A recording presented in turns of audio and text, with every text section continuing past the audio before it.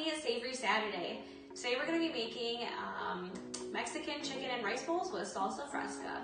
First up is we need to make our rice. So we're going to, in a small pan, combine 3/4 cup water with some chicken stock and then a 1/4 teaspoon of turmeric. We're going to boil this and then add rice and then boil for about 15 to 20 minutes. Alright, our next step is going to be to cut all of our vegetables.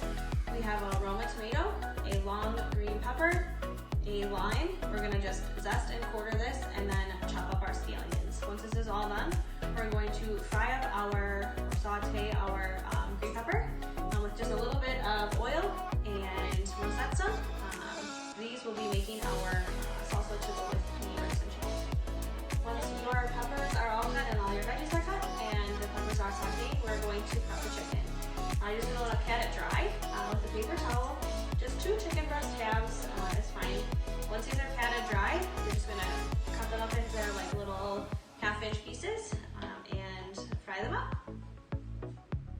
Now that we have cooked our rice, we have sauteed our peppers and sauteed our chicken.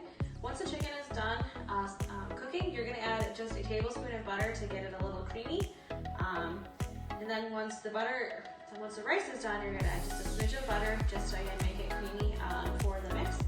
And then you have your nice roma tomato and scallions mixed with some lime juice. Again, you'll just squeeze your lime right over the top to add a nice little juice. In this bowl, we have our sour cream. We added lime and salt and pepper to just give it a little cup. Then you'll combine these all in little meal prep bowls and sprinkle with some hot sauce to taste and enjoy. Let us know if you have any other suggestions. Let us have a great night.